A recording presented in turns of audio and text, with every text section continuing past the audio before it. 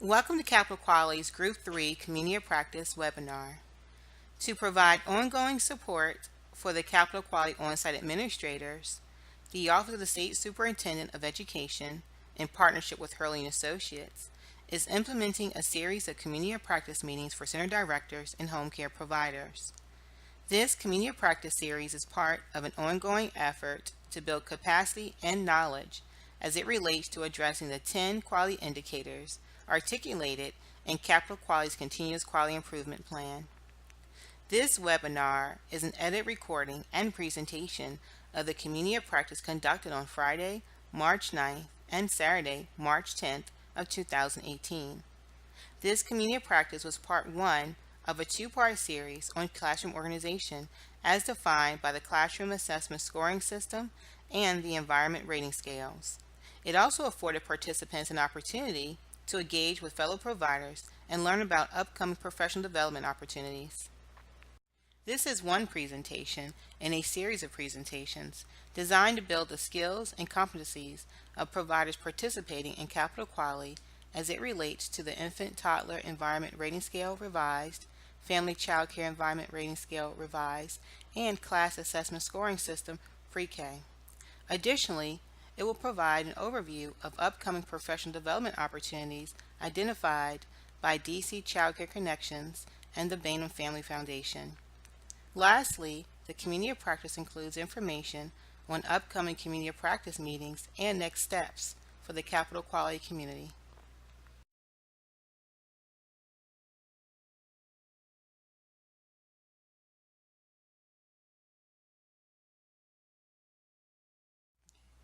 During the February Community of Practice meeting, we engaged in data-driven goal setting and action steps, practice-based coaching, and staff professional development on analysis of ERS score reports.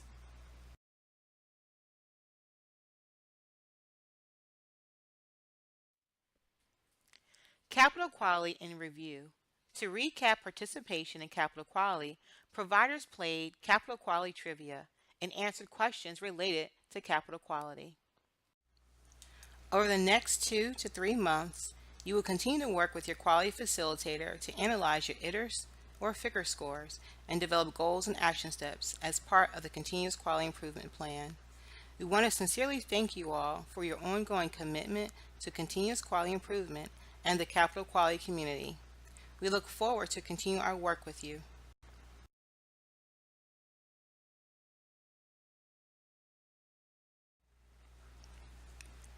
Child-centered play is an instrumental component to healthy child development. The American Academy of Pediatrics issued a white paper on the topic. The National Association for the Education of Young Children named play as a central component in developmentally appropriate educational practices. The United Nations High Commission on Human Rights recognized play as a fundamental right of every child. Play can generally be divided into two forms, free play and guided play. In play, children develop a lasting interest in learning and exploring, having control over the course of their own learning, as in free play, promotes desire, motivation, and mastery. Children also learn how to seek out knowledge. Play involves exploration, hypothesis testing, and discovery. In a safe, anxiety, and risk-free environment, children are free to test the limits of their knowledge and abilities with relatively few repercussions. They learn to have confidence in their ability to solve a problem, and they become resilient in the face of a challenge. Play builds the foundation of a lifetime of learning. Think about this question. What does a playful classroom look like and sound like from the eyes of a child? From the eyes of a parent? Play can be divided into two areas: guided play, the intentional lesson planning and use of curriculum, and then there's free play, the role of centers. For March and April, we will focus on free play as it relates to centers and activities using licensing protocol, ERS, class, and best practices as a guide. In May, we will focus on guided play through lesson planning and the intentional use of curriculum.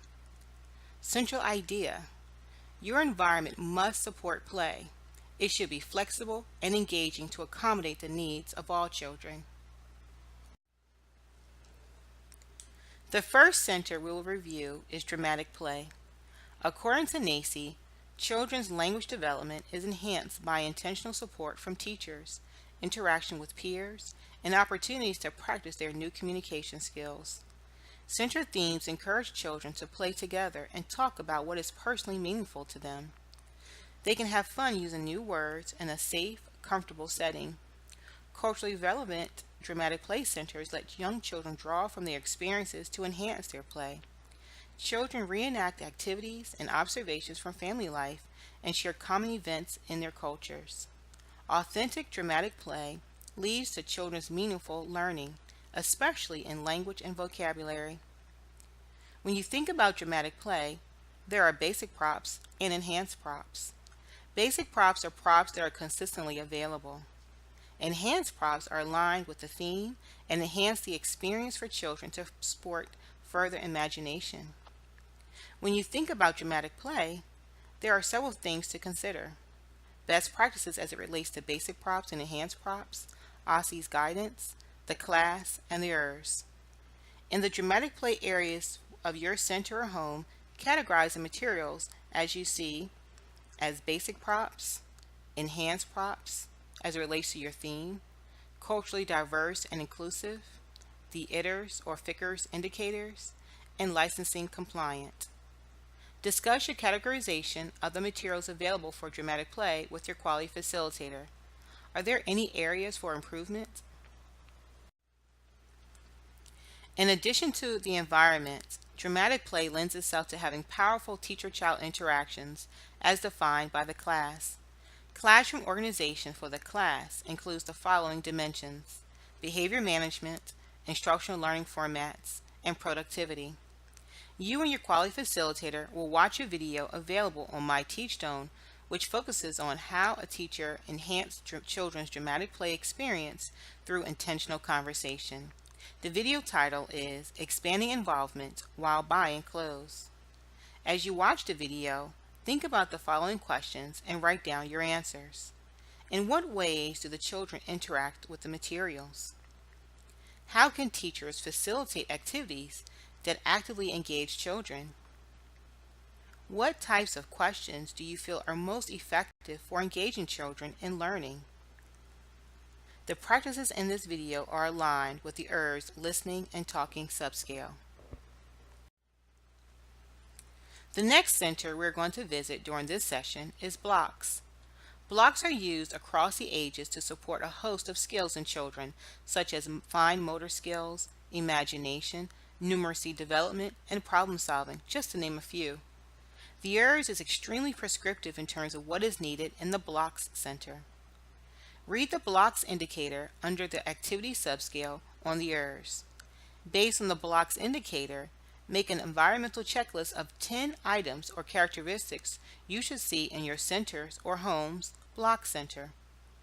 Now, use the checklist against a block center in one of your classrooms or in your home. Are the 10 items or characteristics you selected checked off? Are there areas for improvement in the block center based on the ERS blocks indicator? Did we accomplish everything? Did we provide an overview of the importance of classroom organization and play-based learning specifically? Did we discuss best practices as it relates to dramatic play and blocks? Did we identify resources to support teacher-child interactions in the dramatic play area?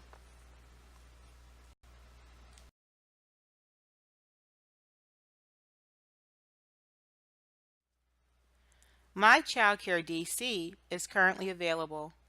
Visit today for more information for families and early learning professionals.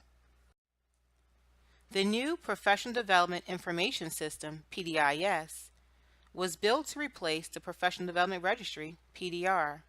PDIS will allow professionals to register for and track training, upload and store necessary documentation, input work experience, generate a resume, and gain access to valuable resources. Sign up today. DC Child Care Connections publishes current professional development opportunities within PDIS. Online training is also available through Quorum. Early Childhood Share DC is an online sharing platform for providers. Over 1,000 classroom and administrative resources, plus vendor discounts, are currently available on the site. To access the site, visit ecsharedc.org. Establish a profile, and a team member from EC Share DC will contact you to complete registration. You must have your center or home license on hand to register.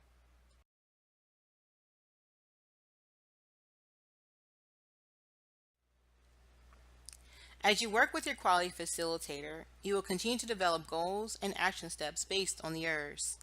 The next Community of Practice meeting will be held on Friday, April 13th from 10 a.m. to 12 p.m. and will be focused on classroom organization as defined by the class and ERS.